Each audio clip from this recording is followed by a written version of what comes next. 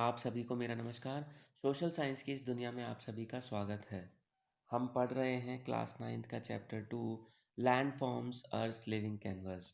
और इस चैप्टर में हमें दो इम्पॉर्टेंट चीज़ें डिस्कस करनी थी। पहली वो चीज़ें जो धरती के अंदर से हमारे लैंड फॉर्म्स को इन्फ्लुएंस करती हैं, जैसे कि प्लेट टेक्टोनिक, और कुछ चीज़ें जो धरती के बाहर से हमारे लैंड फॉर्म्स को इफ़ेक्ट करती हैं। तो नीचे से जो यानी धरती के अंदर से जो इन्फ्लुएंस करती हैं उन्हें हम बोलते हैं इंटरनल फोर्सेस, और जो बाहर से इन्फ्लुएंस करती हैं उन्हें हम बोलते हैं एक्सटर्नल फोर्सेस। तो अब तक हमने दो वीडियो बनाए हैं, और इन दो वीडियो में हमने इंटरनल फोर्सेस को कंप्लीट कर लिया है। यानी कि हमने इंटीरियर ऑफ द अर्थ को डिस्कस कर लिया है, और हमने थ्योरी ऑफ प्लेट टेक्टोनिक्स यानी प्लेट टेक्टोनिक थ्योरी को हमने डिस्कस कर लिया है। आज हम समझने की कोशिश करेंगे जो 7 मेजर टेक्टोनिक प्लेट्स हैं, इनकी लोकेशन क्या है। क्योंकि ये प्लेट्स की लोकेशन का अंदाज़ा होने से या उनकी लोकेशन पता होने से आप कुछ और थ्योरीज को भी बहुत आसानी से समझ सकते हैं। जैसे कि आपने देखा होगा, कॉन्टिनेंटल ड्रिफ्ट थ्योरी में कहा जाता है कि इंडिया की लोकेशन यानी सारे के सारे कॉन्टिनेंट पहले एक जगह थे, बाद में इंडिया यहाँ से टूटकर और बाकी कॉन्टिनेंट भी अलग हुए। तो इंडिया यहाँ से टूटकर यूरेशियन प्लेट से टकराया और हिमालयाज़ बने, और आज जहाँ पर इंडिया है वो अपनी पोजीशन पर आ गया। तो इससे क्या होगा, आपको पता चलेगा, हाँ यूरेशियन प्लेट नॉर्थ साइड में है, उससे साउथ की तरफ से जाके इंडिया टकराया, और बाकी सारे जो प्रोसेस हुए वो हुए। तो यहाँ पर ये बहुत इम्पोर्टेंट हो जाता है कि आप इनकी लोकेशंस को समझें। तो सबसे बड़ी प्लेट की अगर हम बात करते हैं तो वो है पैसिफिक प्लेट, और इसके अलावा हमारे पास छः और हैं। सो पहली हो गई पैसिफिक प्लेट, फिर north American plate, south American plate, African, Eurasian, Indo Australian and Antarctic plate. तो ये 7 जो प्लेट्स हैं, आपको इनके नाम याद रखना है और लोकेशन याद रखना है। देखिए, लोकेशन याद रखना काफ़ी आसान है, क्योंकि जैसे पैसिफिक प्लेट है तो वो पैसिफिक ओशियन में ही होगी। नॉर्थ अमेरिकन प्लेट है तो वो नॉर्थ अमेरिका की जगह ही होगी। साउथ अमेरिका की जगह होगी। अफ्रीकन, यूरेशियन, यूरेशियन मतलब यूरोप और एशिया को मिला दिया है बस, तो इसीलिए ये यूरेशियन हो गया। इंडो ऑस्ट्रेलियन यानी इंडिया और ऑस्ट्रेलिया को मिला दिया है। और एंटार्क्टिका तो हम सबको पता ही है, वो हमारे साउथ पोल पर है ही। तो इससे आपको काफ़ी अंदाज़ा हो जाएगा कि ये प्लेट्स की लोकेशन क्या है। अब इसके डिस्कशन के साथ ही हमारे जो इंटरनल प्रोसेस है वो कंप्लीट हो जाते हैं। यानी प्लेट टेक्टोनिक्स हमने डिटेल में ऑलरेडी डिस्कस कर लिया है। अब बात करते हैं हम एक्सटर्नल फोर्सेस की, जो बाहर से काम करेंगे। तो एक्सटर्नल फोर्सेस की बात करें तो यहाँ पे दो इम्पॉर्टेंट प्रोसेस हैं हमारे। एक है डेन्यूडेशन, दूसरा है ग्रेडेशन। डेन्यूडेशन में क्या होता है, डेन्यूडेशन का जो इम्पोर्टेंट काम है वो है वियरिंग अवे। यानी ये कुछ ना कुछ चीज़ को बहा के ले जा रहा है, राइट। तो यहाँ पर इसमें डिपोजिशन और ट्रांसपोर्टेशन शामिल नहीं है। यहाँ पे बस हम इरोजन तक, यहाँ पर जो रिमूवल है वहाँ तक हम देखेंगे। तो denudation is the combined process of weathering. एक तो इसमें क्या आ गया डेन्यूडेशन में, वेदरिंग, दूसरा है मास वास्टिंग, और तीसरा है इरोजन। तो हम ये तीन ही चीज़ें डेन्यूडेशन में कवर करते हैं। देखिए, वेदरिंग क्या है, breaking off rock. Mass wasting means बहुत ज़्यादा मटेरियल जब बहा के ले जाया जाता है under the influence of water, वो मास वास्टिंग हो जाता है। और तीसरा है हमारा इरोजन। अगर हम ग्रेडेशन की बात करें तो ग्रेडेशन में क्या होता है, the process of levelling the earth surface. तो ग्रेडेशन का काम क्या है, वियरिंग अवे नहीं है। जैसे हमने डेन्यूडेशन में देखा था कि वहाँ पे मेजर काम क्या है, वियरिंग अवे, यानी उस चीज़ को वहाँ से बहा के ले जाना है। मगर ग्रेडेशन में ये नहीं है। ग्रेडेशन में पूरा लेवलिंग प्रोसेस है। तो लेवलिंग में क्या होगा, इरोजन भी आ जाएगा, उसमें आपका डिपोजिशन भी आ जाएगा, और ट्रांसपोर्टेशन भी आ जाएगा। तो हम इन सारी चीज़ों को एक एक करके समझने की कोशिश करेंगे। तो सबसे पहले हम डेन्यूडेशन की डेफिनेशन तो हमने देख ही ली है, फिर भी एक बार और देख लेते हैं। So denudation is the combined process of weathering, mass wasting and erosion that wears away and reshapes the earth surface. तो wearing away is very important. तो यहाँ पे अगर हमें इसे इक्वेशन फॉर्म में लिखना है तो हम क्या कह सकते हैं, denudation is equal to weathering, mass wasting and erosion. तो ये तीनों चीज़ें मिलके जो हैं आपके डेनुडेशन प्रोसेस को कंप्लीट करती हैं। तो अगर हम सीक्वेंस देख लें तो पहले क्या होता है, वेदरिंग होता है, यानी पत्थरों को छोटे छोटे जो नेचुरल फोर्सेस हैं वो पत्थरों को छोटे छोटे कणों में तोड़ देते हैं। Then these are removed by mass wasting और बाय इरोजन। या तो इन्हें कोई बहा के ले जाएगा या फिर ये खुद ही ग्रेविटी और वाटर के इन्फ्लुएंस में अपनी जगह से दूसरी जगह चले जाते हैं। तो सबसे पहले हम देख लेते हैं वेदरिंग। सो वेदरिंग क्या होता है, अभी हमने बोला ही था कि it is the process by which rocks expose to the surface get broken, यानी पत्थरों को तोड़ दिया जाता है। और इम्पॉर्टेंट ये है कि धरती के अंदर के पत्थरों को नहीं तोड़ा जाता है, those rocks that are expose to the surface, यानी वो पत्थर जो धरती के ऊपर हैं, धरती के अंदर वालों से हमें कोई लेना देना नहीं है। वेदरिंग सिर्फ उन पे काम करेगी जो अर्थ के ऊपर रखे हुए हैं, राइट। तो rocks that are expose to the surface get broken into smaller pieces. तो अब ये जब प्रोसेस हो रहा है, यानी ये जब पत्थर टूट रहे हैं, अब इनको तोड़ने के लिए भी तो कुछ चाहिए होगा। तो वो क्या क्या चीज़ें हैं जो इन पत्थरों को तोड़ने में मदद करती हैं।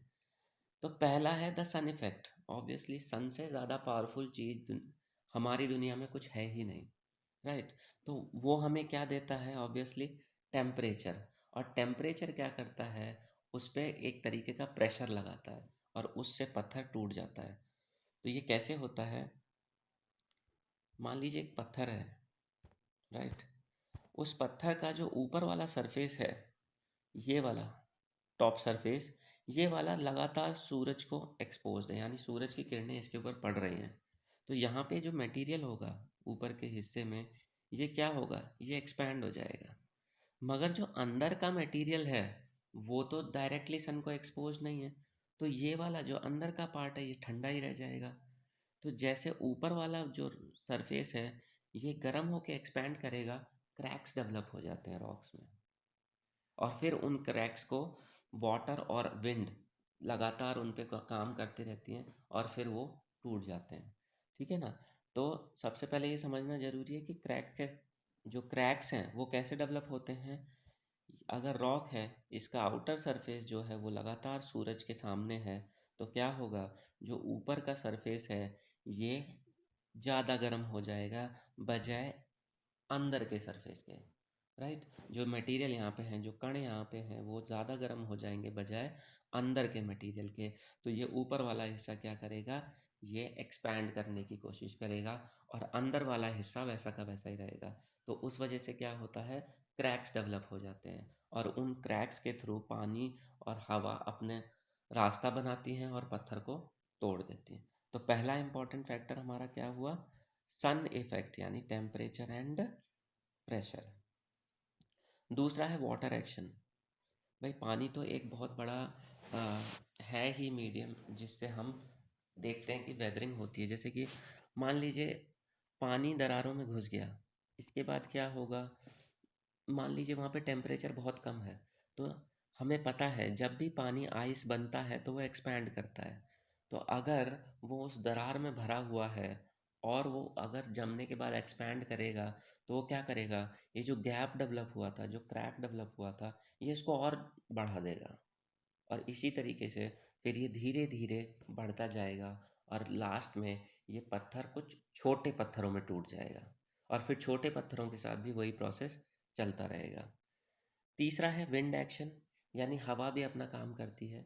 जैसे कि हमने देखा है कि जब आंधी चलती है या फिर तेज़ हवाएं चलती हैं तो वो अपने साथ कुछ सैंड के पार्टिकल ले आती हैं, सैंड के पार्टिकल्स ले आती हैं या कुछ और चीज़ें साथ लेके चलती हैं। तो वो क्या करती हैं, वो इसको रब करती हैं जो रॉक के सरफेस को, और इसी वजह से उसको ये कमज़ोर करती चली जाती हैं, विंड एक्शन। इसके बाद है आपका बायोलॉजिकल एक्शन, यानी कई बार क्या होता है, पेड़ वगैरह उग जाते हैं। मान लीजिए कोई क्रैक था, ये कोई रॉक है, इसमें क्रैक था और इसी क्रैक में किसी पक्षी ने कोई बीज ला के डाल दिया, या किसी और जानवर की वजह से वो जो सीड है वो इस क्रैक में घुस गया और उसमें से पेड़ पैदा होने लग गया। तो वो क्या करेगा, वो इस पत्थर को तोड़ देगा, उसकी जो रूट है वो इस पत्थर को तोड़ देती है। आपने कई बार देखा होगा पुरानी बिल्डिंग्स के ऊपर हमें पीपल के पेड़ देखने को मिलते हैं, छत के ऊपर या बिल्डिंग के किसी दीवार पे लगे हुए। तो वो कैसे वहाँ पे चले जाते हैं, तो ये जो चिड़िया हैं, कोई भी बर्ड जो है वो इनको वहाँ पीपल पे लगे हुए फलों को खाते हैं और वो वहाँ जाके गलती से कोई सीड एक गिरा देते हैं और वो बाद में बड़ा होके वो पेड़ के रूप में बढ़ने लगता है वहाँ पे। तो ये हो गया बायोलॉजिकल एक्शन। इसके अलावा कुछ मैकेनिकल एक्शंस भी होते हैं, जैसे ह्यूमंस का है डायरेक्ट इंटरेक्शन, वो तोड़ दिया या पत्थर से पत्थर टकराया उससे टूट गया। तो ये mechanical action, mechanical general meaning होता है उसका कुछ फिजिकल एक्टिविटी से जो टूट जाते हैं। मान लीजिए किसी जानवर के जोर से पैर रखने से टूट गया, या ह्यूमन एक्टिविटी से टूट गया, या पत्थर खुद ही एक दूसरे पे गिर गए किसी वजह से और टूट गए। तो वो जो सारा है वो आपका मैकेनिकल एक्शन में आ जाता है। अब फिजिकल, यहाँ पे हमारे पास जो वेदरिंग है वो तीन तरीके की हो सकती है: फिजिकल वेदरिंग, केमिकल वेदरिंग और बायोलॉजिकल वेदरिंग। तो फिजिकल वेदरिंग क्या होगा कि कुछ ना कुछ जो है वो फिजिकल एक्शन हो रहा है जिस वजह से पत्थर टूट रहा है।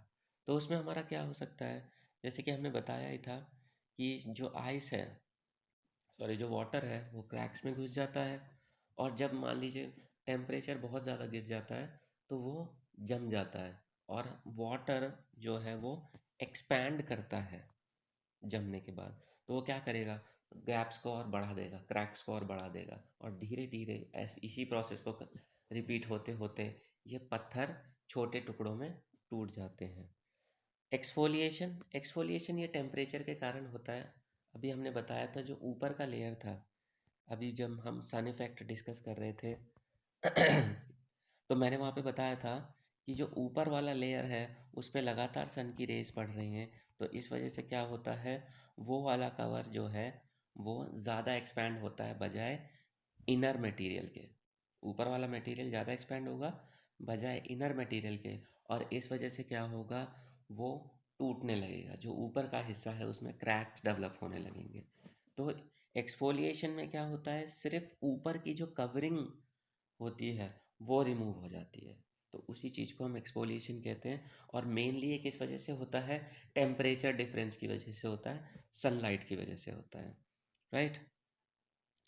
ना जो तीसरा प्रोसेस है इसमें, जो तीसरा काम कर रही है चीज़ें, वो है कि ये एक दूसरे से टकरा टकरा के ही टूट जाते हैं। मान लीजिए छोटे छोटे पत्थर हैं, वो समुद्र के किसी किनारे पे पड़े हैं, तो जब भी समुद्र की लहर आएगी वो क्या होगा, आपस में टकराएंगे, और कुछ समय बाद वो कमज़ोर हो जाएंगे, उनमें क्रैक डेवलप हो जाएंगे और वो अपने आप टूट जाते हैं।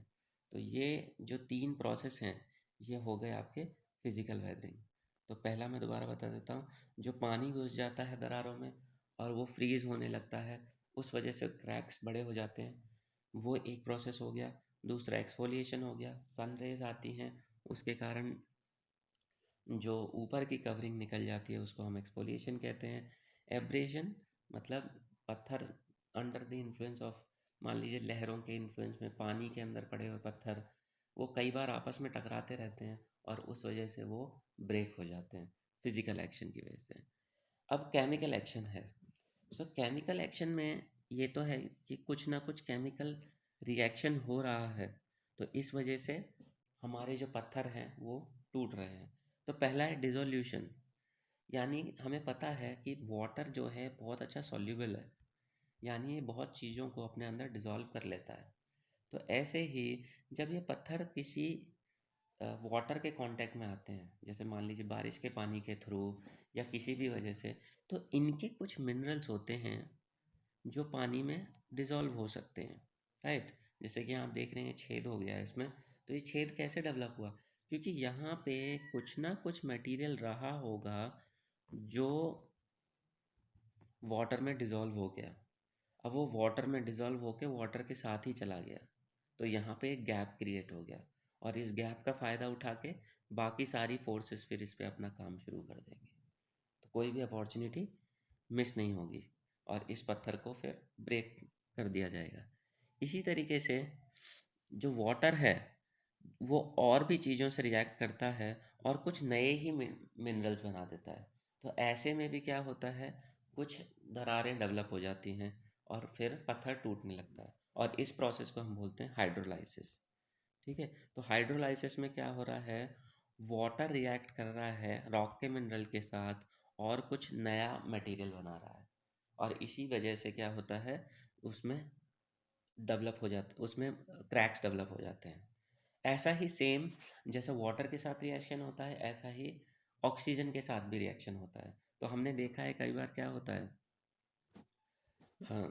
सॉरी, तो कई बार क्या होता है, ऑक्सीजन भी कई मिनरल्स के साथ रिएक्ट कर जाती है।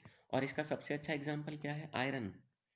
तो हमने देखा है आयरन अगर आप बाहर डाल देंगे लोहा, तो वो क्या होता है, उसमें रस्टिंग आने लगती है, वो वैसे ही ख़राब होने लगता है, गलने लगता है। और कुछ सालों बाद आप देखेंगे तो इट बिकम्स पाउडर फॉर्म, पूरा पाउडर बन जाता है। इसी तरीके से ये ऑक्सीजन रिएक्ट करती है मिनरल्स के साथ भी और कुछ इस तरीके के चीज़ें बनाती है जो रॉक्स को ब्रेक कर देते हैं। स्पेशली अगर उस रॉक के अंदर आयरन है तो उसमें अपने आप ऑक्सीजन रिएक्ट करके उसको कमज़ोर कर देती है और वो पत्थर टूट जाता है। राइट। इसके बाद है हमारा बायोलॉजिकल वेदरिंग। बायोलॉजिकल वेदरिंग में वही बात है कि जो जैसे रूट्स हैं वो डेवलप हो जाती हैं, कभी कभी वो पत्थर जो है उसके क्रैक्स में घुस जाती हैं रूट्स और फिर उसको वो ब्रेक करती चली जाती हैं। लीचन एंड मोसेस, ये भी कई बार किसी पत्थर के ऊपर उसको पत्थर के ऊपर जम जाते हैं और फिर उसे वो ब्रेक करने लगते हैं। और तीसरा तो ऑब्वियसली एनिमल एक्टिविटी, यानी जैसे मान लीजिए कोई जानवर है वो अपने पैर से उसको तोड़ दें या फिर उसको खिसका दें, फिर वो दूसरे तरीके से टकरा के वो ब्रेक हो जाए। तो ये जो सारी हैं ये मैकेनिकल एक्टिविटी, वो भी इसी में प्लेस कर दी गई हैं बायोलॉजिकल वेदरिंग। क्योंकि बायोलॉजिकल वेदरिंग में मैकेनिकल एक्शन में कहीं ना कहीं आपको कोई ना कोई एनिमल चाहिए, तो इसीलिए उन्होंने उसे बायोलॉजिकल वेदरिंग के अंडर ही रख दिया है। तो अब आपको क्लियर है। तो ये वाले जो थे हमने ऊपर पढ़ा था, ये सारे क्या थे, ये एजेंट्स थे। और जो ये पढ़ा है हमने फिजिकल वेदरिंग, केमिकल वेदरिंग और बायोलॉजिकल वेदरिंग, ये एक प्रोसेस है। ठीक है ना। तो जैसे जैसे जो एजेंट काम करेगा उस हिसाब से हम उसको उस सेक्शन में रख देंगे। जैसे फिजिकली टेम्परेचर और प्रेशर, ये सारी चीज़ें काम करेंगे तो हम उसको फिजिकल वेदरिंग में रख देंगे। राइट। अगर कोई केमिकल रिएक्शन से हो रहा है तो केमिकल वेदरिंग में आ जाएगा, और कोई बायोलॉजिकल एक्शन की वजह से हो रहा है यानी एनिमल और प्लांट की वजह से हो रहा है तो हम उसे फिर बायोलॉजिकल वेदरिंग में रख देंगे। अब आता है हमारा मास वास्टिंग। इसको एक और टर्म से भी जाना जाता है जिसे हम बोलते हैं मास मूवमेंट। और मास मूवमेंट का आपने देखा होगा, ये जनरली आपको पहाड़ों पे देखने को मिलता है, क्योंकि इसमें दो चीज़ें चाहिए होती हैं। पहला तो हमें ग्रेविटी का इन्फ्लुएंस चाहिए, राइट। और दूसरा है कुछ ना कुछ मटेरियल चाहिए होता है। जैसे जनरली कई बार बड़े पत्थर खुद भी ग्रेविटी के इन्फ्लुएंस में आके लुढ़कना शुरू कर देते हैं पहाड़ों पे, मगर कई बार हमें कुछ एजेंट्स भी चाहिए होते हैं। और सबसे अच्छा एजेंट कौन सा है, और वो है वाटर। तो जब बारिश होती है तो वो क्या करता है, मिट्टी का वजन बढ़ा देता है। मिट्टी पानी को सोख लेती है और भारी हो जाती है, और जितनी भारी चीज़ होगी उस पर उतना ज़्यादा ग्रेविटी असर करेगी। राइट। और फिर जैसे ही उसका वजन बढ़ता है वो नीचे की तरफ फ्लो करने लगती है। Right. So mass wasting is the movement of rocks and soil down a slope due to gravity. तो इन्फ्लुएंस तो ग्रेविटी का ही है, मगर वाटर जो है वो कई बार इस एक्टिविटी को सपोर्ट करता है। राइट। अगर स्पीड की बात करें तो सबसे तेज क्या चलेंगे, फॉल्स, यानी कोई चीज़ अचानक गिर जा रही है भाई, उसकी स्पीड तो तेज रहेगी। उसके बाद है हमारे स्लाइड, क्योंकि ढलान ज़्यादा है तो ये इस पे स्लाइड करता है मटेरियल, तो इसकी भी जो स्पीड है वो तेज ही रहेगी। फिर इसके बाद आता है हमारा फ्लो। अब फ्लो क्या है, ये थोड़ा स्पीड में कम होता है। मान लीजिए सतह उतनी ज़्यादा स्लोपी नहीं है, तो फिर इस पे क्या होगा, धीरे से फ्लो करेगा। और क्रीप जो है वो सबसे स्लोएस्ट होता है, वो बहुत धीरे धीरे चलता है, राइट। तो चार जो स्पीड के लेवल हैं हमारे वो हैं: पहला फॉल जो सबसे तेज चलता है, दूसरा स्लाइड, फिर फ्लो, और फिर उसके बाद आएगा क्रीप। अब इन्हीं चीज़ों की वजह से हमारे इम्पोर्टेंट चार तरीके के जो मास मूवमेंट होते हैं। तो पहला है मड फ्लो। मड यानी कि इसमें मिट्टी तो होगी क्योंकि मड है, तो very rapid movement of mud mixed with water. क्योंकि मड जो है वो देखिए अपने आप में वो तो ज़मीन पे पड़ी रहेगी स्टेबल कंडीशन में, ग्रेविटी का बहुत ज़्यादा इन्फ्लुएंस नहीं होता। मगर जब बारिश की वजह से पानी वहाँ पर पहुँच जाता है तब ये अनस्टेबल हो जाती है, और फिर उस ये बहुत तेज़ी से मड फ्लो रैपिड मूवमेंट इसलिए भी है क्योंकि यहाँ पे पानी की मात्रा बहुत ज़्यादा होती है।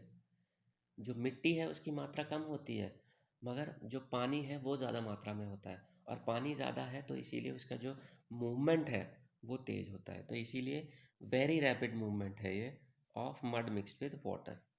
डेब्रिस, डेब्रिस तो पता ही है, मलबे को डेब्रिस बोला जाता है।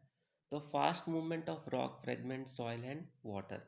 तो वही बात है, जब छोटे मोटे जो मलबा पड़ा है पत्थरों का या सॉइल वगैरह, उसमें वाटर मिक्स हो जाता है तब वो फ्लो करने लगता है, उसी को हम डेब्रिस फ्लो बोलते हैं। इसका जो फ्लो है वो मड फ्लो से थोड़ा सा कम होता है, क्योंकि मड फ्लो में वाटर का अमाउंट बहुत ही ज़्यादा होता है। तो ऐसा वो ऑलमोस्ट ऐसा लगता है जैसे पानी बह रहा हो, जबकि डेब्रिस फ्लो में आपको काफ़ी सारा मलबा देखने को मिलेगा। इसके बाद लैंडस्लाइड्स, बहुत ही कॉमन जो घटना है हमारे पहाड़ों पे, लैंडस्लाइड्स अक्सर न्यूज़ में आता ही रहता है, बारिश के दिनों में ज़्यादा आता है, और आए दिन भी कोई ना कोई पत्थर खिसकता ही रहता है। तो rapid to sudden downfall, sudden downhill movement of rock and soil. तो इसको कई बार वाटर की ज़रूरत नहीं होती है, इसको बड़े पत्थर भी अपने आप इनिशिएटिव ले लेते हैं। तो कोई बड़ा पत्थर है मान लीजिए, और किसी वजह से या तो भूकंप आ गया या फिर बहुत तेज़ हवाएं चल रही हैं, किसी पेड़ से टकरा गया, हो सकता है आंधी में किसी किसी पेड़ ने इसको पुश किया और ये मूव करने लग जाते हैं। तो ये अपने मूवमेंट के साथ कई बार बहुत ज़्यादा मात्रा में बाकी सारे मटेरियल को भी लेकर आ जाते हैं। तो इसी को हम लैंडस्लाइड कहते हैं। पूरा का पूरा जो लैंड है वही नीचे की तरफ स्लाइड कर जाता है, क्योंकि बड़े पत्थर होते हैं तो वो ज़्यादा ग्रेविटी के इन्फ्लुएंस में बाकी सारा मटेरियल को भी बहा के ले आते हैं। और इसके बाद है earth flow, slow to moderate movement of water saturated soil. यानी बहुत ज़्यादा मात्रा में नहीं है पानी, मगर उसने उसको सैचुरेटेड कर दिया, पूरा गीला कर दिया, उसका वजन बढ़ा दिया है, और अब वो मूव करने लग गया है।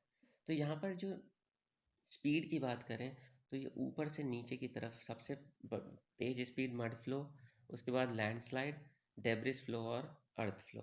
तो इस तरीके से इनकी मूवमेंट और स्पीड होती है।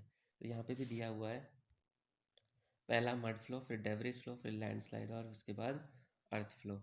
इस तरीके से इनकी स्पीड के हिसाब से इनका मूवमेंट होता है। ग्रेडेशन, अब आ जाते हैं हम ग्रेडेशन पे। So gradation is the process by which earth surface is gradually levelled.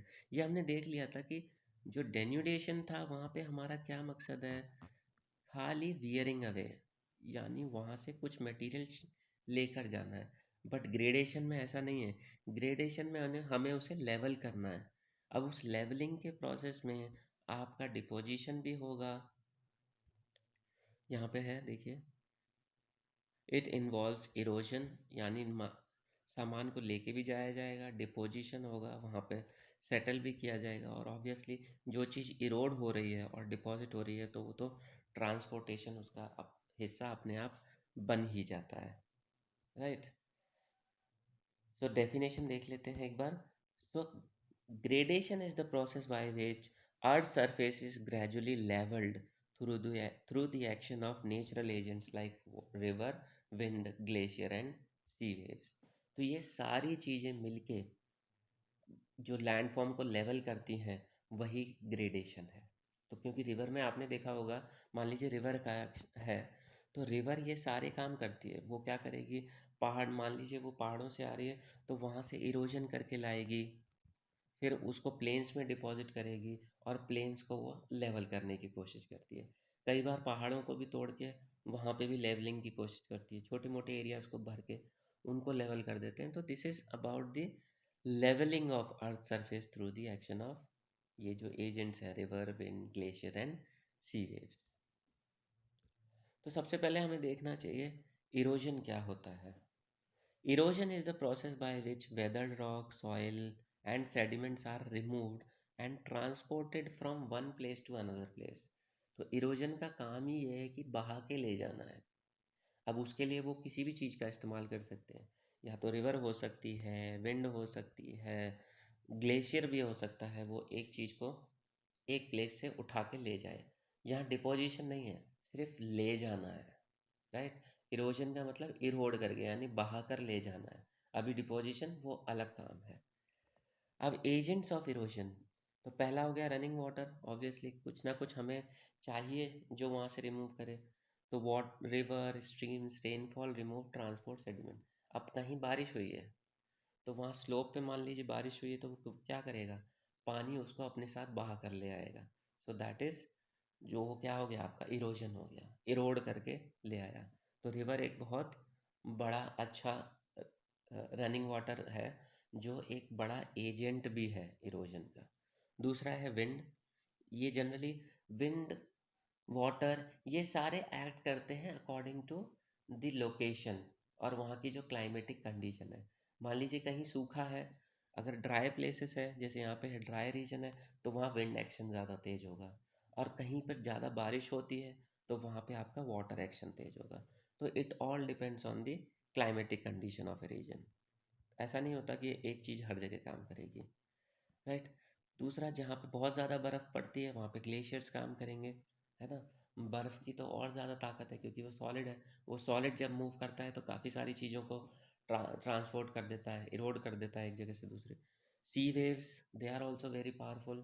कई बार वो कहीं का मटेरियल उठा के कहीं पे बीचेस बना देती हैं, सी क्लिफ्स को तोड़ देती हैं, वहाँ पे गैप्स क्रिएट कर देते हैं, केव्स बना देती हैं। तो ये सारे एक्शन जो है वो इरोजन का पार्ट है।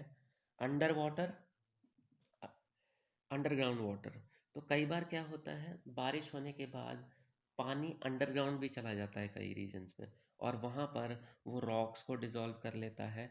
स्पेशली ये कहाँ पर होता है, उन इलाकों में जहाँ लाइमस्टोन पाया जाता है। तो लाइमस्टोन में जो कैल्शियम होता है वो कैल्शियम वाटर में घुल जाता है, और उस वजह से हम देखते हैं कि केव्स और सिंक होल बन जाते हैं, लंबी लंबी गुफाएं, क्योंकि जैसे पानी बहता रहता है, एक मान लीजिए वो रिवर ही बन जाती है धरती के अंदर, और वो जब बहती है तो फिर वो और लंबा गैप क्रिएट करती चली जाती है। तो इसीलिए जहाँ पे लाइमस्टोन पाया जाता है वहाँ पे हम देखते हैं कई बार बहुत लंबी लंबी गुफाएं बन जाती हैं, and that is because of the underground water. ये वो बारिश का पानी है जो अंडरग्राउंड चला गया है किसी कारण से, और फिर वो अंदर ही अंदर बहकर एक नदी की तरह बहता है और अपने उस रॉक्स को डिसॉल्व करता चला जाता है। तो यहाँ पे एक और चीज़ इम्पॉर्टेंट हो जाती है हमारे समझने के लिए, कि agent of erosion, transportation and deposition are generally the same. तो ऐसा नहीं होगा भाई जो चीज़ इरोड कर रही है वही उसको डिपॉजिट करेगी कहीं ना कहीं ले जाके, राइट। मान लीजिए रिवर है, रिवर ने यहाँ से कुछ उठाया, वो दूसरी जगह जाके उसको डिपॉजिट करेगी। तो ऐसा तो थोड़ी है कि वो रिवर इसको पहले किसी विंड को हैंड ओवर कर देगी, विंड जाके कहीं और उसको डाल देगी, नहीं। उसने उसको उठाया है, but according to the condition, मान लीजिए उसकी स्पीड स्लो हो गई है या उस वो पानी स्टेबल हो गया है, तो वो उसको धीरे धीरे डिपॉजिट करता है। तो सेम एजेंट जो है जब डिफरेंट डिफरेंट कंडीशन में होता है तो वो कभी इरोजनल एक्टिविटी करता है, कभी ट्रांसपोर्टेशनल एक्टिविटी करता है, और कभी डिपोजिशनल एक्टिविटी करता है। तो सेम एजेंट लगातार काम करता रहता है। तो अब हमें एक एग्जाम्पल से समझने की ज़रूरत है कि ये पूरा प्रोसेस होता कैसे है, यानी कैसे एक एजेंट सारे स्टेजेस से चल के एक लैंडफॉर्म को लेवल करता है। तो इसके लिए हमें कोई ना कोई पूरा एजेंट डिस्कस करना पड़ेगा। मान लीजिए या तो ग्लेशियर डिस्कस कर लीजिए या विंड डिस्कस कर लीजिए। तो नेक्स्ट क्लास में हम डिस्कस करेंगे the journey of a river. तो हम एक रिवर की जर्नी को देखेंगे और इसके थ्रू समझने की कोशिश करेंगे कि किस किस तरीके के लैंडफॉर्म्स को ये जन्म देती है रिवर, और कहाँ पर किस कंडीशन के अनुसार ये इरोजनल एक्टिविटी करती है और कहाँ पर डिपोजिशन करती है। तो आपसे मुलाकात होगी नेक्स्ट क्लास में।